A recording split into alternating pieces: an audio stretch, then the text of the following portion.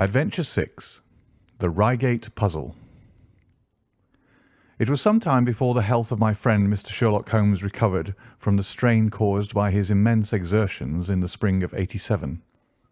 The whole question of the Netherlands Sumatra Company and of the colossal schemes of Baron Maupertuis are too recent in the minds of the public, and are too intimately concerned with politics and finance to be fitting subjects for this series of sketches.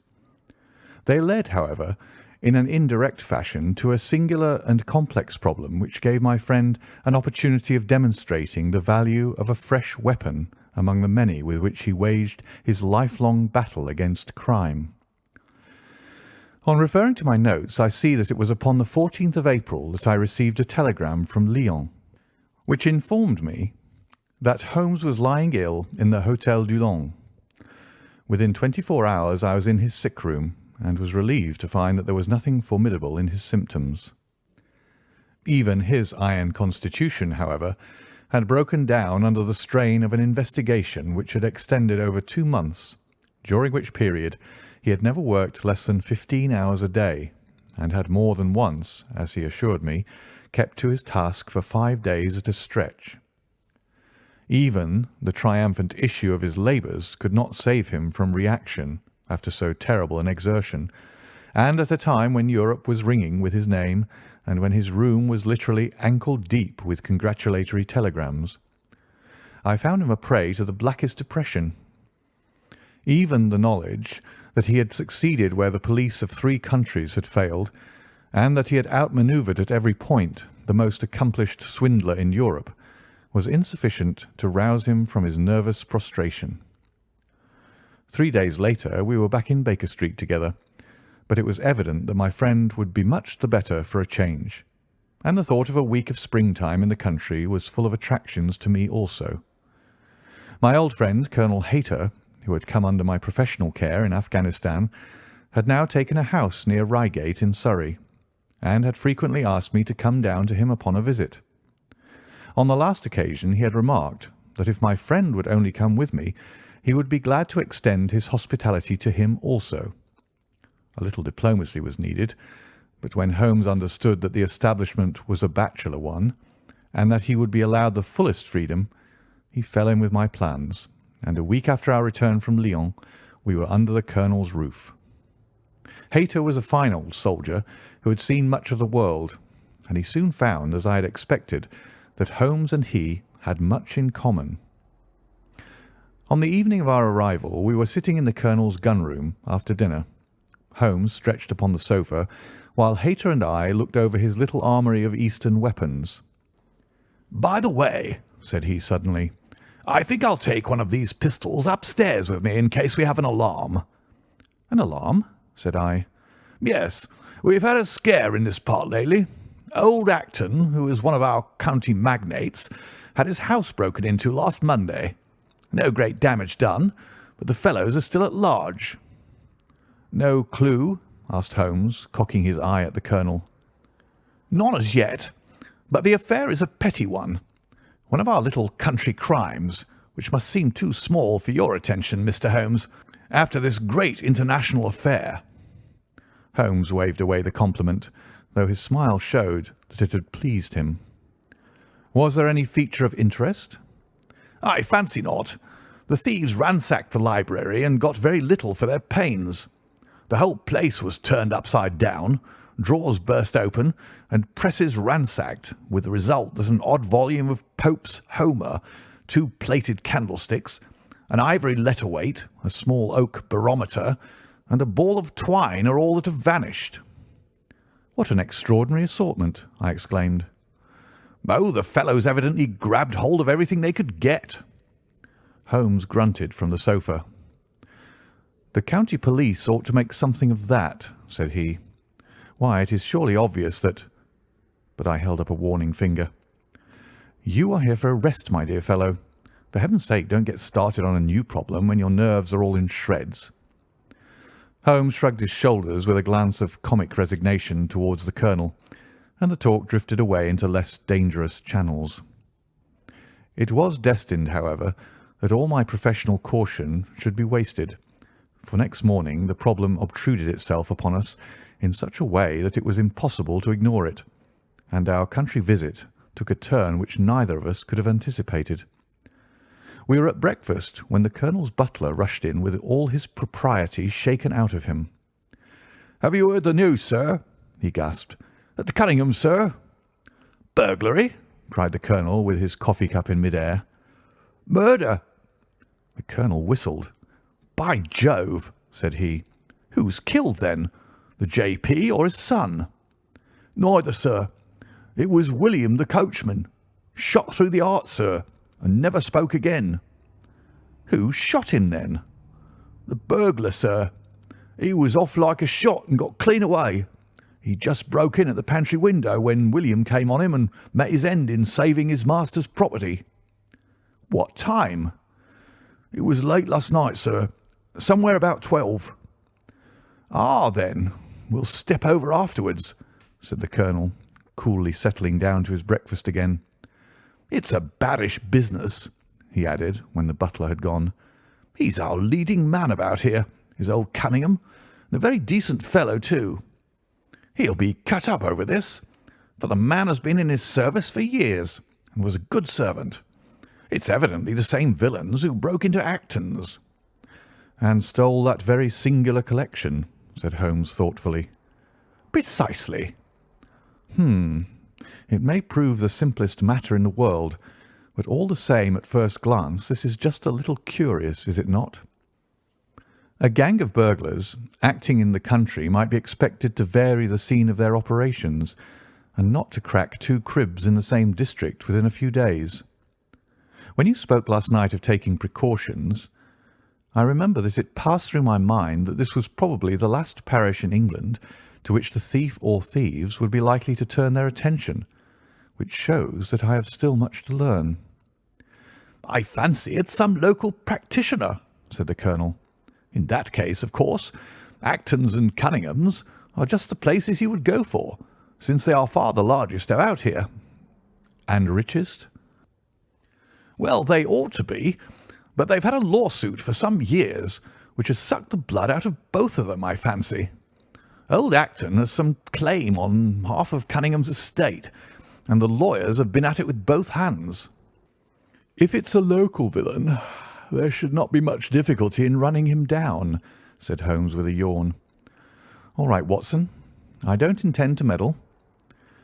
"Inspector Forrester, sir," said the butler, throwing open the door. The official, a smart, keen-faced young fellow, stepped into the room. "Good morning, Colonel," said he. "I hope I don't intrude, but we hear that Mr. Holmes of Baker Street is here." The colonel waved his hand towards my friend, and the inspector bowed. "We thought that perhaps you would care to step across, Mr. Holmes." "The fates are against you, Watson," said he, laughing. "We were chatting about the matter when you came in, Inspector. Perhaps you can let us have a few details." As he leaned back in his chair in the familiar attitude, I knew that the case was hopeless. "We had no clue in the Acton affair, but here we have plenty to go on, and there's no doubt it is the same party in each case. The man was seen." "Ah." "Yes, sir, but he was off like a deer after the shot that killed poor William Kirwan was fired. Mr. Cunningham saw him from the bedroom window, and Mr. Alec Cunningham saw him from the back passage. It was 11:45 when the alarm broke out. Mr. Cunningham had just got into bed, and Mr. Alec was smoking a pipe in his dressing gown. They both heard William, the coachman, calling for help, and Mr. Alec ran down to see what was the matter. The back door was open, and as he came to the foot of the stairs he saw 2 men wrestling together outside. One of them fired a shot. The other dropped, and the murderer rushed across the garden and over the hedge. Mr. Cunningham, looking out of his bedroom, saw the fellow as he gained the road, but lost sight of him at once. Mr. Alec stopped to see if he could help the dying man, and so the villain got clean away. Beyond the fact that he was a middle-sized man and dressed in some dark stuff, we have no personal clue, but we're making energetic inquiries, and if he is a stranger we shall soon find him out." "What was this William doing there? Did he say anything before he died?" "Not a word. He lives at the lodge with his mother, and as he was a very faithful fellow, We imagine that he walked up to the house with the intention of seeing that all was right there. Of course, this Acton business has put everyone on their guard. The robber must have just burst open the door. The lock has been forced when William came upon him." "Did William say anything to his mother before going out?" "She's very old and deaf, and we can get no information from her. The shock has made her half-witted, but I understand that she was never very bright. There is one very important circumstance, however. Look at this." He took a small piece of torn paper from a notebook and spread it out upon his knee. "This was found between the finger and thumb of the dead man. It appears to be a fragment torn from a larger sheet. You will observe that the hour mentioned upon it is the very time at which the poor fellow met his fate. You see that his murderer might have torn the rest of the sheet from him, or he might have taken this fragment from the murderer. It reads almost as though it were an appointment." Holmes took up the scrap of paper, a facsimile of which is here produced. "D. At 11:45, learn what may be." "Presuming that is an appointment," continued the inspector, "it is of course a conceivable theory that this William Kirwan, though he had the reputation of being an honest man, may have been in league with the thief. He may have met him there, may even have helped him to break in the door, and then they may have fallen out between themselves." "This writing is of extraordinary interest," said Holmes, who had been examining it with intense concentration. "These are much deeper waters than I had thought." He sank his head upon his hands, while the inspector smiled at the effect which his case had had upon the famous London specialist. "Your last remark," said Holmes presently, "as to the possibility of there being an understanding between the burglar and the servant, and this being a note of appointment from one to the other, is an ingenious and not entirely impossible supposition. But this writing opens up—" He sank his head into his hands again, and remained for some minutes in the deepest thought. When he raised his face again, I was surprised to see that his cheek was tinged with colour, and his eyes as bright as before his illness. He sprang to his feet with all his old energy. "I'll tell you what," said he. "I should like to have a quiet little glance into the details of this case. There is something in it which fascinates me extremely. If you will permit me, Colonel, I will leave my friend Watson and you, and I will step around with the inspector to test the truth of one or two little fancies of mine. I will be with you again in half an hour." An hour and a half had elapsed before the inspector returned alone.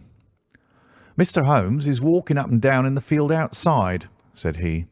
"He wants us all four to go up to the house together." "To Mr. Cunningham's?" "Yes, sir." "What for?" The inspector shrugged his shoulders. "I don't quite know, sir. Between ourselves, I think Mr. Holmes had not quite got over his illness yet. He's been behaving very queerly, and is very much excited." "I don't think you need alarm yourself," said I. "I have usually found that there was method in his madness."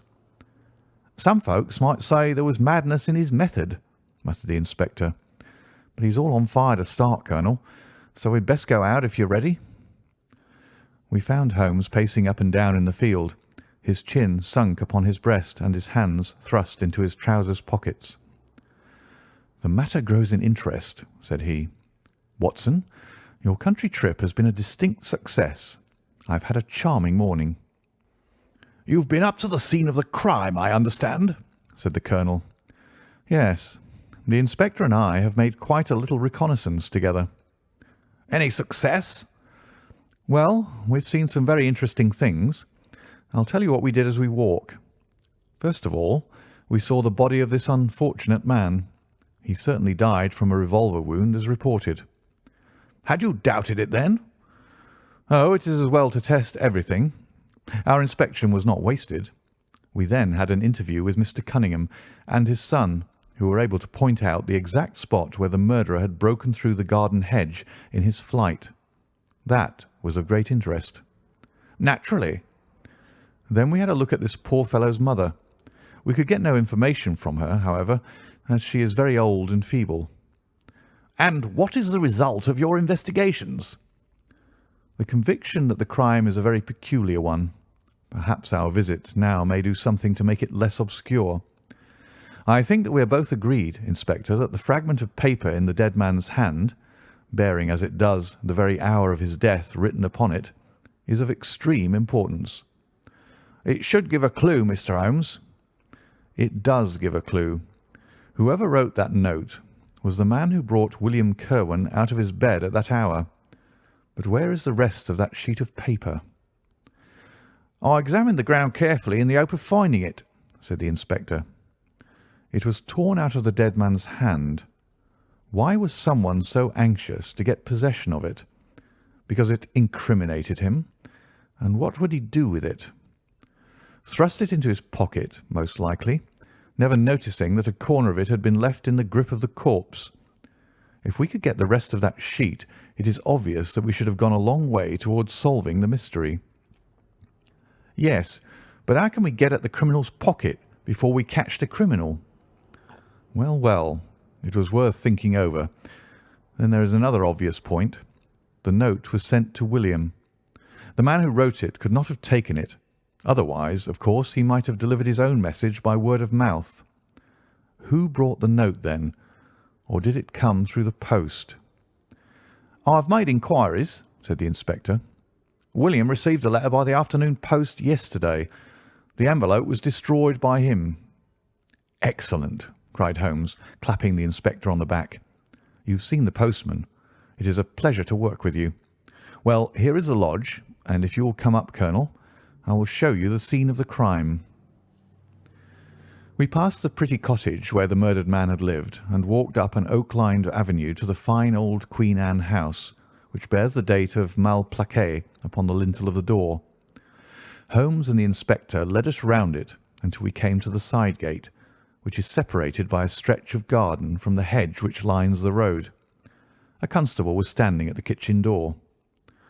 "Throw the door open, officer," said Holmes. Now, it was on these stairs that young Mr. Cunningham stood and saw the two men struggling just where we are. Old Mr. Cunningham was at that window, the second on the left, and he saw the fellow get away just to the left of that bush. Then Mr. Alec ran out and knelt beside the wounded man. The ground is very hard, you see, and there are no marks to guide us.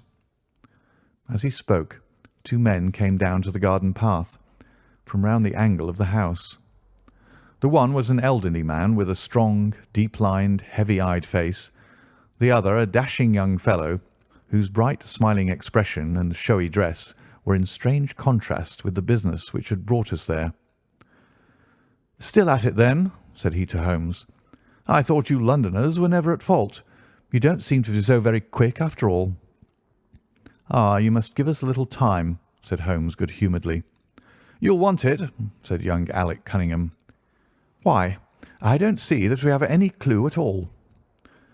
"There's only one," answered the inspector. "We thought that if we could only find— Good heavens, Mr. Holmes, what is the matter?" My poor friend's face had suddenly assumed the most dreadful expression. His eyes rolled upwards, his features writhed in agony, and with a suppressed groan he dropped on his face upon the ground. Horrified at the suddenness and severity of the attack, we carried him into the kitchen, where he lay back in a large chair and breathed heavily for some minutes. Finally, with a shamefaced apology for his weakness, he rose once more. "Watson would tell you that I have only just recovered from a severe illness," he explained. "I am liable to these sudden nervous attacks." "Shall I send you home in my trap?" asked old Cunningham. "Well, since I'm here, there is one point on which I should like to feel sure. We can very easily verify it." "What was it?" "Well, it seems to me that it is just possible that the arrival of this poor fellow William was not before, but after the entrance of the burglar into the house. You appear to take it for granted that although the door was forced, the robber never got in." "I fancy that is quite obvious," said Mr. Cunningham gravely. "Why, my son Alec had not yet gone to bed, and he would certainly have heard anyone moving about."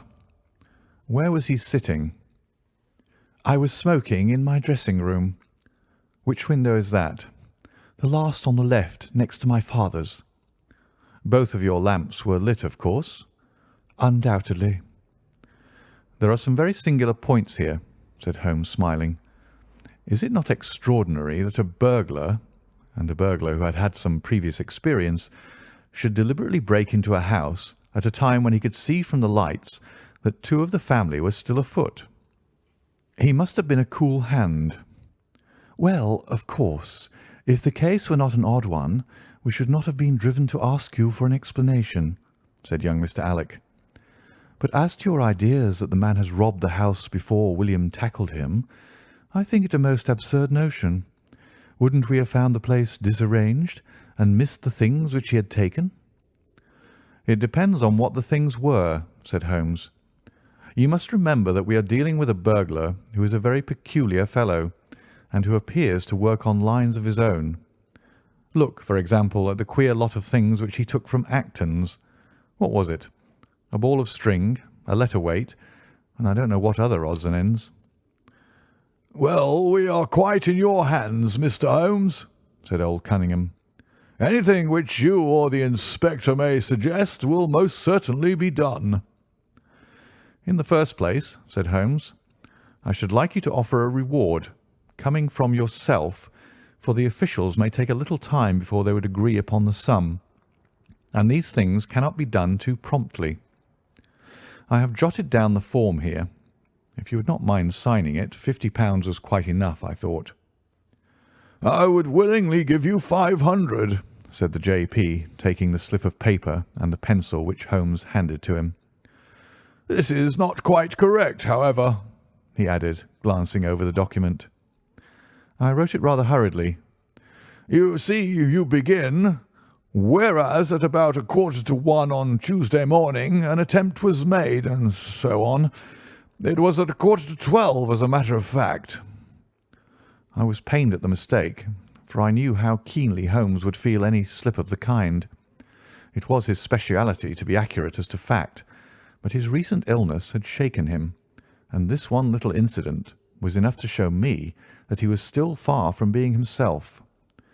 He was obviously embarrassed for an instant, while the inspector raised his eyebrows, and Alec Cunningham burst into a laugh. The old gentleman corrected the mistake, however, and handed the paper back to Holmes. "Get it printed as soon as possible," he said. "I think your idea is an excellent one." Holmes put the slip of paper carefully away into his pocket-book. "And now," said he, "it really would be a good thing that we should all go over the house together, and make certain that this rather erratic burglar did not, after all, carry anything away with him." Before entering, Holmes made an examination of the door which had been forced. It was evident that a chisel or strong knife had been thrust in, and the lock forced back with it.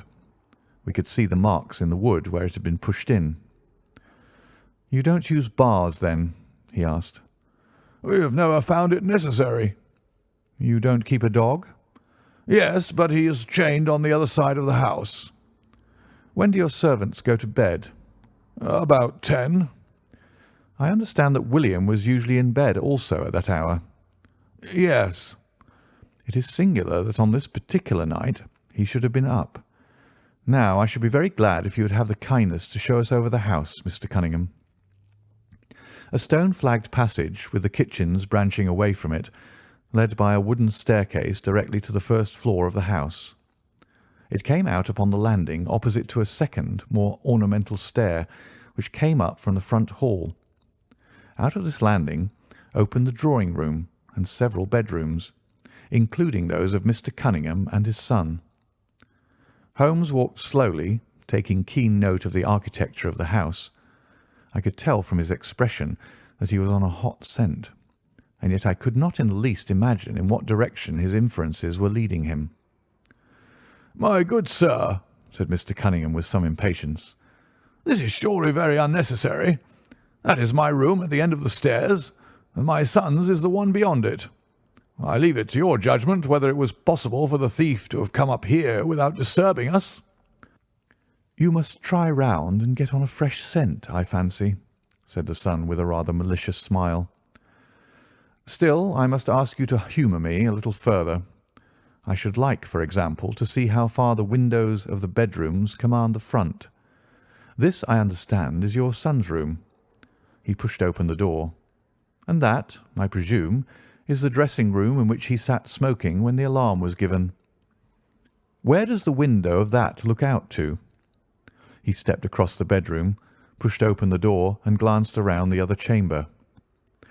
"I hope that you are satisfied now," said Mr. Cunningham tartly.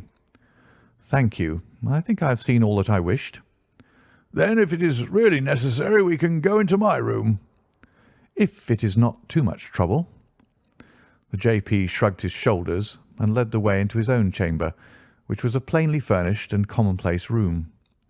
As we moved across it in the direction of the window, Holmes fell back until he and I were the last of the group. Near the foot of the bed stood a dish of oranges and a carafe of water. As we passed it, Holmes, to my unutterable astonishment, leaned over in front of me and deliberately knocked the whole thing over. The glass smashed into 1,000 pieces, and the fruit rolled about into every corner of the room. "You've done it now, Watson," said he coolly. "A pretty mess you've made of the carpet." I stooped in some confusion and began to pick up the fruit, understanding for some reason my companion desired me to take the blame upon myself. The others did the same and set the table on its legs again. "Hullo!" cried the inspector. "Where's he got to?" Holmes had disappeared. "Wait here an instant," said young Alec Cunningham. "The fellow is off his head, in my opinion. Come with me, father, and see where he has got to." They rushed out of the room, leaving the inspector, the colonel, and me staring at each other. "'Pon my word, I'm inclined to agree with Master Alec," said the official. "It may be the effect of his illness, but it seems to me that—" His words were cut short by a sudden scream of "Help! Help! Murder!" With a thrill, I recognised the voice of that of my friend. I rushed madly from the room onto the landing. The cries, which had sunk down into a hoarse, inarticulate shouting, came from the room which we had first visited. I dashed in and on into the dressing-room beyond. The two Cunninghams were bending over the prostrate figure of Sherlock Holmes, the younger clutching his throat with both hands, while the elder seemed to be twisting one of his wrists. In an instant the three of us had torn them away from him, and Holmes staggered to his feet, very pale and evidently greatly exhausted. "Arrest these men, Inspector," he gasped. "On what charge?" "That of murdering their coachman, William Kirwan." The inspector stared about him in bewilderment.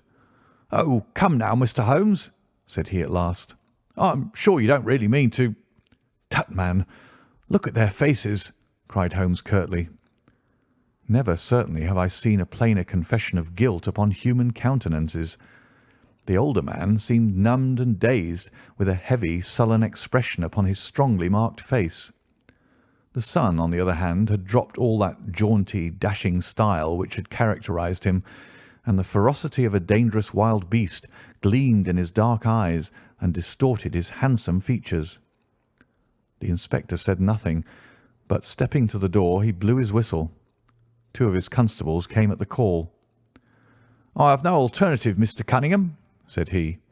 "I trust that this may all prove to be an absurd mistake, but you can see that— would you drop it?" He struck out with his hand, and a revolver which the younger man was in the act of cocking clattered down upon the floor. "Keep that," said Holmes quietly, putting his foot upon it. "You will find it useful at the trial. But this is what we really wanted." He held up a little crumpled piece of paper. "The remainder of the sheet!" cried the inspector. "Precisely." "And where was it?" "Where I was sure it must be. I'll make the whole matter clear to you presently. I think, Colonel, that you and Watson might return now, and I will be with you again in an hour at the furthest. The inspector and I must have a word with the prisoners, but you will certainly see me back at luncheon time." Sherlock Holmes was as good as his word, for about 1 o'clock he rejoined us in the colonel's smoking room. He was accompanied by a little elderly gentleman, who was introduced to me as the Mr. Acton whose house had been the scene of the original burglary. "I wish Mr. Acton to be present while I demonstrated this small matter to you," said Holmes, "for it is natural that he should take a keen interest in the details. I am afraid, my dear Colonel, that you must regret the hour that you took in such a stormy petrel as I am." "On the contrary," answered the Colonel warmly, "I consider it the greatest privilege to have been permitted to study your methods of working. I confess that they quite surpass my expectations, and that I am utterly unable to account for your result. I have not yet seen the vestige of a clue." "I am afraid that my explanation may disillusion you, but it has always been my habit to hide none of my methods, either from my friend Watson or from anyone who might take an intelligent interest in them. But first, as I am rather shaken by the knocking about which I had in the dressing-room, I think that I shall help myself to a dash of your brandy, Colonel. My strength had been rather tried of late." "I trust that you had no more of those nervous attacks." Sherlock Holmes laughed heartily. "We will come to that in its turn," said he. "I will lay an account of the case before you in its due order, showing you the various points which guided me in my decision. Pray interrupt me if there is any inference which is not perfectly clear to you. It is of the highest importance in the art of detection to be able to recognize, out of a number of facts, which are incidental and which vital. Otherwise your energy and attention must be dissipated instead of being concentrated. Now, in this case, there was not the slightest doubt in my mind from the first that the key of the whole matter must be looked for in the scrap of paper in the dead man's hand. Before going into this, I would draw your attention to the fact that if Alec Cunningham's narrative was correct, and if the assailant, after shooting William Kirwan, had instantly fled, then it obviously could not be he who tore the paper from the dead man's hand. But if it was not he, it must have been Alec Cunningham himself, for by the time that the old man had descended, several servants were upon the scene. The point is a simple one, but the inspector had overlooked it because he had started with the supposition that these county magnates had had nothing to do with the matter. Now, I make a point of never having any prejudices, and of following docilely wherever fact may lead me. And so, in the very first stage of the investigation, I found myself looking a little askance at the part which had been played by Mr. Alec Cunningham.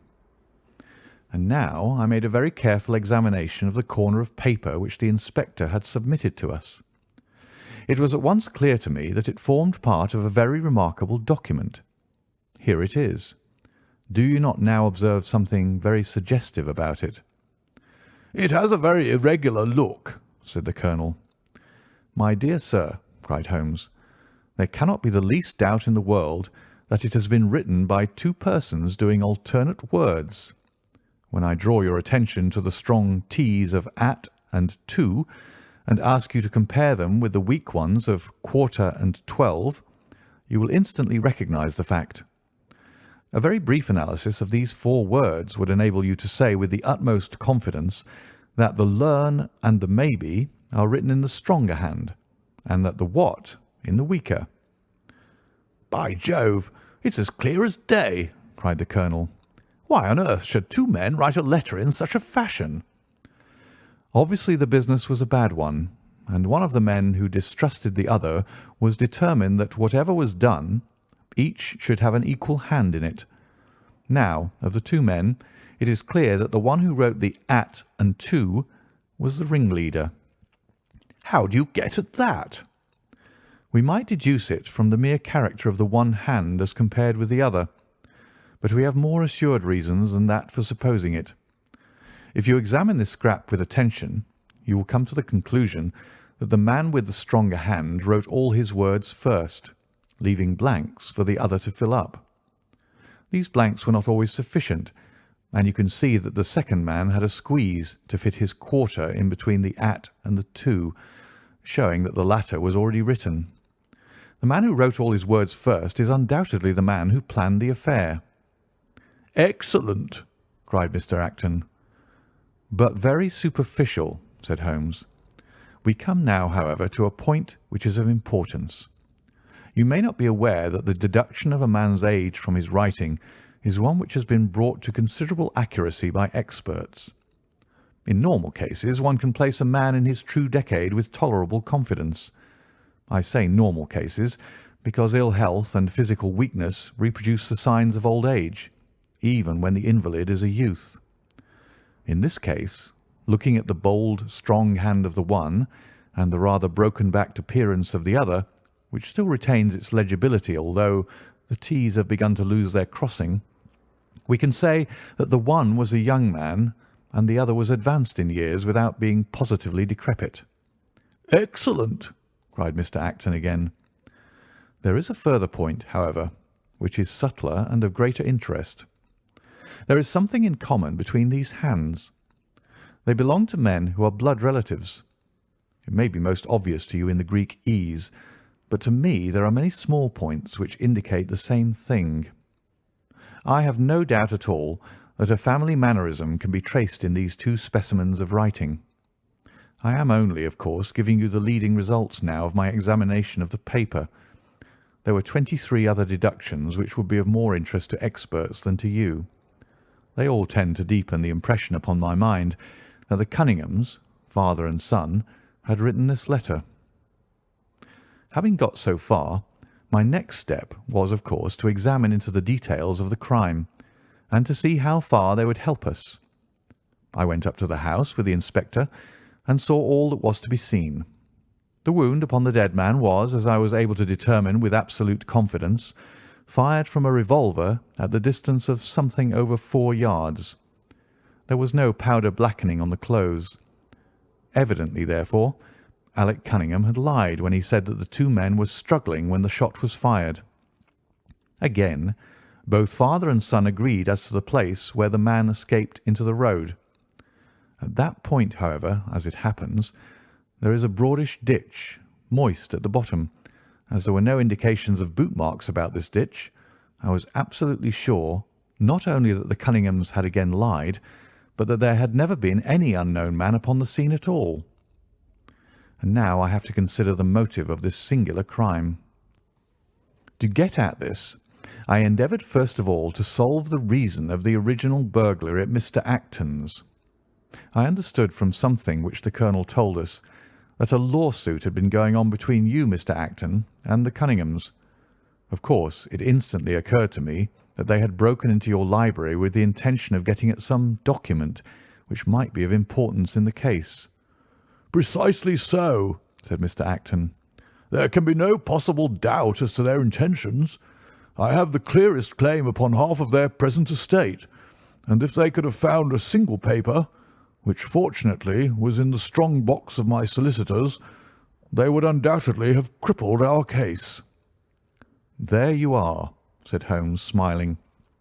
It was a dangerous, reckless attempt in which I seemed to trace the influence of young Alec. Having found nothing, they tried to divert suspicion by making it appear to be an ordinary burglary, to which end they carried off whatever they could lay their hands upon. That is all clear enough, but there was much that was still obscure. What I wanted above all was to get the missing part of that note. I was certain that Alec had torn it out of the dead man's hand, and almost certain that he must have thrust it into the pocket of his dressing gown. Where else could he have put it? The only question was whether it was still there. It was worth an effort to find out, and for that object we all went up to the house. The Cunninghams joined us, as you doubtless remember, outside the kitchen door. It was, of course, of the very first importance that they should not be reminded of the existence of this paper. Otherwise they would naturally destroy it without delay. The inspector was about to tell them the importance which we attached to it, when by the luckiest chance in the world I tumbled down in a sort of fit, and so changed the conversation. "Good heavens!" cried the colonel, laughing. "Do you mean to say all our sympathy was wasted, and your fit an imposture?" "Speaking professionally, it was admirably done," cried I, looking in amazement at this man who was forever confounding me with some new phase of his astuteness. "It is an art which is often useful," said he. "When I recovered, I managed, by a device which had perhaps some little merit of ingenuity, to get old Cunningham to write the word 12, so that I might compare it with the 12 upon the paper. "Oh, what an ass I have been!" I exclaimed. "I could see that you were commiserating me over my weakness," said Holmes, laughing. "I was sorry to cause you the sympathetic pain which I know that you felt." We then went upstairs together, and having entered the room and seen the dressing-gown hanging up behind the door, I contrived by upsetting a table to engage their attention for the moment, and slipped back to examine the pockets. I had hardly got the paper, however, which was, as I had expected, in one of them, when the two Cunninghams were on me, and would, I verily believe, have murdered me then and there, but for your prompt and friendly aid. As it is, I feel that young man's grip on my throat now, and the father has twisted my wrist round in the effort to get the paper out of my hand. They saw that I must know all about it, you see, and the sudden change from absolute security to complete despair made them perfectly desperate. I had a little talk with old Cunningham afterwards as to the motive of the crime. He was tractable enough, though his son was a perfect demon, ready to blow out his own or anybody else's brains if he could have got to his revolver. When Cunningham saw that the case against him was so strong, he lost all heart, and made a clean breast of everything. It seems that William had secretly followed his two masters on the night when they made their raid upon Mr. Acton's, and having thus got them into his power, proceeded under threats of exposure to levy blackmail upon them. Mr. Alec, however, was a dangerous man to play games of that sort with. It was a stroke of positive genius on his part to see in the burglary scare which was convulsing the countryside an opportunity of plausibly getting rid of the man whom he feared. William was decoyed up and shot, and had they only got the whole of the note, and paid a little more attention to detail in the accessories, it is very possible that suspicion might never have been aroused. "And the note?" I asked. Sherlock Holmes placed the subjoined paper before us. "If you will only come around to the East Gate, it will very much surprise you and be of the greatest service to you, and also to Annie Morrison, but say nothing to anyone upon the matter." "It is very much the sort of thing that I expected," said he. "Of course, we do not yet know what the relations may have been between Alec Cunningham, William Kirwan, and Annie Morrison. The result shows that the trap was skilfully baited. I am sure that you cannot fail to be delighted with the traces of heredity shown in the P's and in the tails of the G's. The absence of the I dots in the old man's writing is also more characteristic. Watson, I think our quiet rest in the country has been a distinct success, and I shall certainly return much invigorated to Baker Street tomorrow." End of the Reigate puzzle.